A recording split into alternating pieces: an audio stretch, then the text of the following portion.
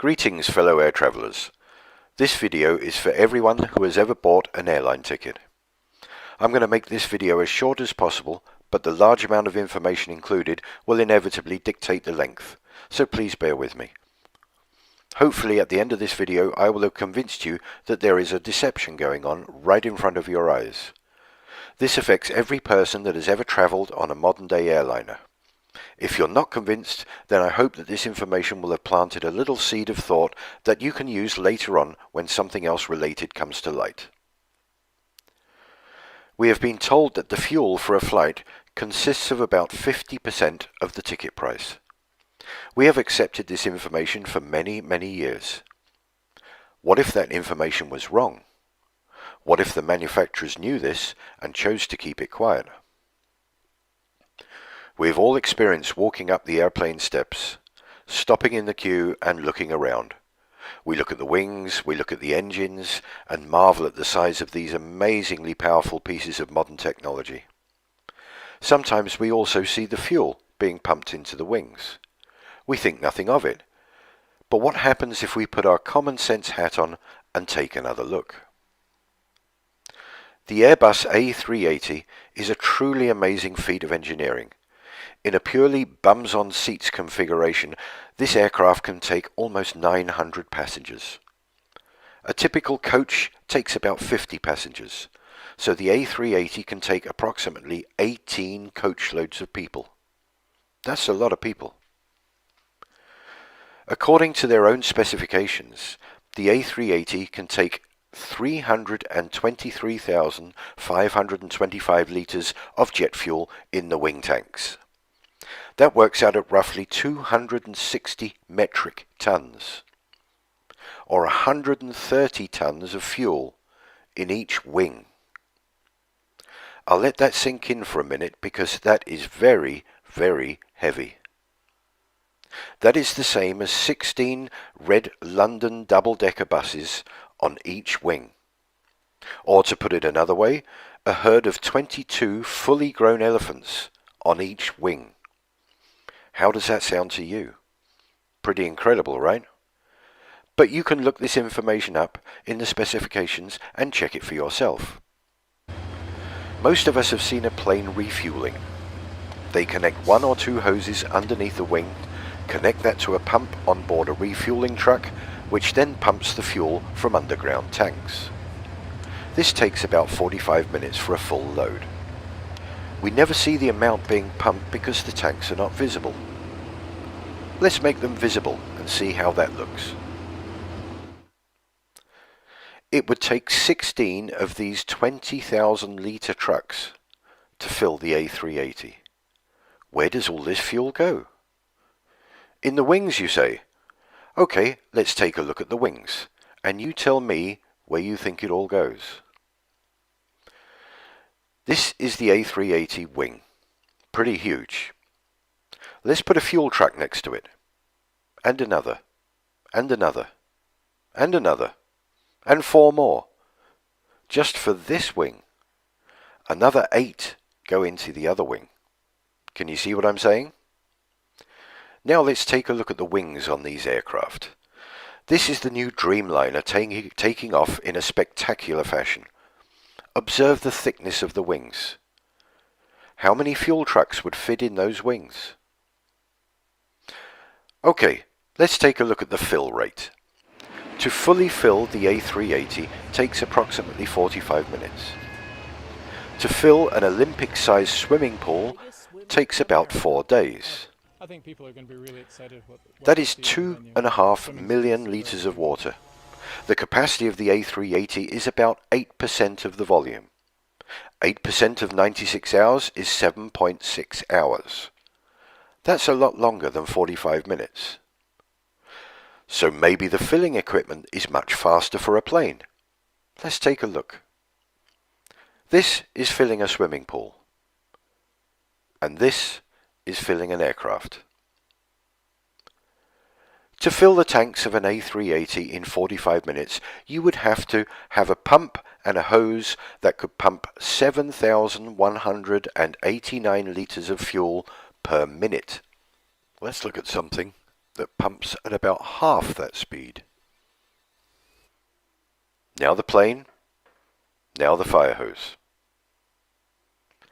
Don't you think that filling that wing with that sort of pressure would just rip a hole right through the top?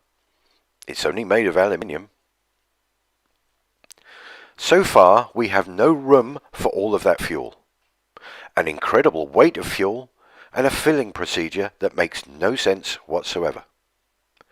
Time to take a look at moving around with large bodies of liquid. The size of a large car's petrol tank is about 70 litres.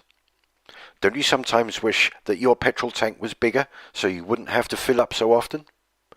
There are reasons why this is so.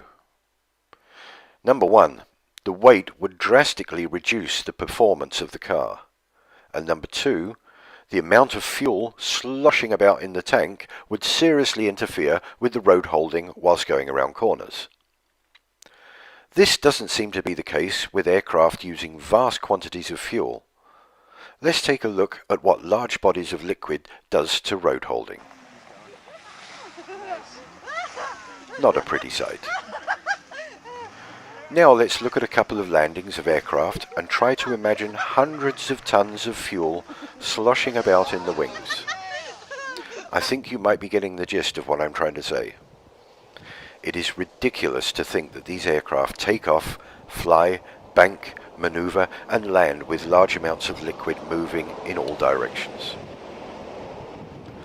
The next video clip is from the US Air Force, showing the filling and strapping down of the large bladder tanks used for in-flight refueling of their aircraft.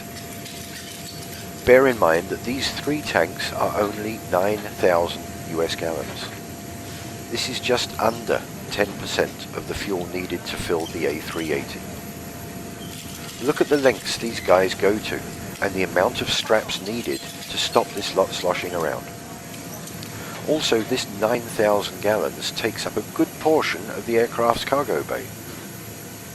Where on earth would you fit 10 times this amount on an A380? Is it making sense to you yet? Let's move on to the workings of a modern fan turbine jet engine. Rather than explaining this myself, I will let this short video do the work for me. Observe that at the end they actually say that the secondary flow, which is only compressed air, is the major contributor to the engine's thrust. Hear that, boys? What is it? Just another narrow-body aircraft. Hey, my atoms are shaking. Strange. It sounds far, but I bet my last proton that beast is much closer than you think. Hold on, people. It's a LEAP-powered aircraft. A leap into the unknown. What on earth is a leap? Something you sure haven't seen before. Everybody get ready. We're going in. Can someone please tell me what just happened? Sure. The engine makes a plane move forward. Thrust is produced by air being pulled in by the fan blades. Then this air is ejected at greater speed through the exhaust, creating the required pushing force. This is a principle of Newton's law. For every action, there is an equal and opposite reaction. So how is this possible? General Souls, come with me to the bypass. Extreme sport freaks, with me, we'll hit the compressors, combustor, and turbines.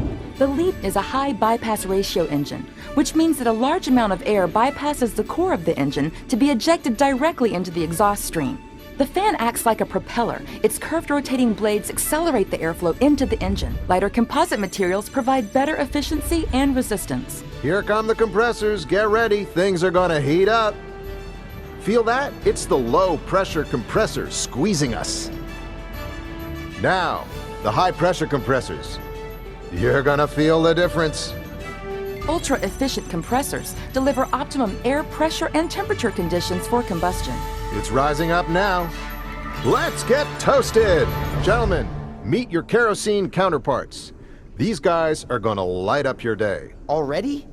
We usually mingle inside. Not anymore. I thought there'd be more of you. Normally, yes, but in this engine, fewer of us are needed. This little kerosene particle is right. The LEAP engine burns less fuel than former engines. In addition, the fuel nozzles mix fuel and air before they enter the combustor, creating a homogeneous mixture that minimizes the peak temperature during combustion. This technology significantly reduces emissions. Okay, let's go. The combustion chamber. This is the heart of the engine, where energy is created through combustion of fuel and compressed air. Are you ready? Here comes the final blast. What a boost!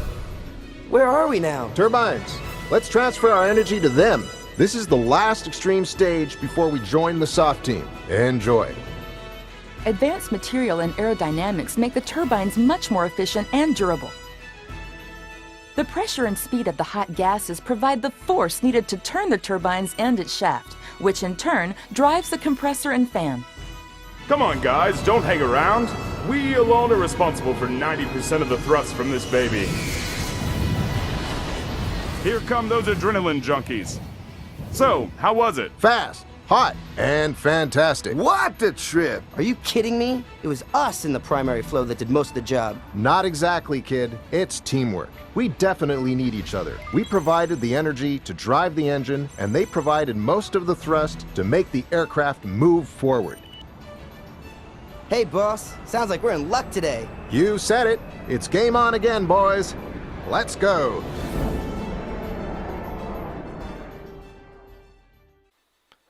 Now let's watch how compressed air, ejected at force into ordinary air reacts. This is an experiment that anyone can do at home.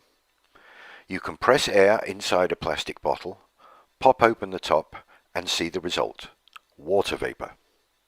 This is what is happening when the jet engines are in cruise mode. They are running purely on compressed air, and the contrails are water vapor being ejected out from the engines. While small amounts of fuel are needed to get the jet engine up to speed, when in cruise mode, the engines use very little to no fuel whatsoever. We are being charged huge amounts for fuel that doesn't exist. It's not needed to fly these amazing machines. All that's needed is the most abundant thing that we've been given: air. I will end this video here with a clip of the A380 at an airshow doing a slow pass. It looks as though it is levitating at one point, but that is the subject of the next video, which involves our little friends, the bumblebees. Very, very slow speed. It's an awesome sight. And I don't like the word awesome, but it's true in this case. Look at that. It is almost unbelievable. This, of course, is using the flight safety fly-by-wire programs that the Airbus things have installed. Overall length 73 meters. Wingspan with a max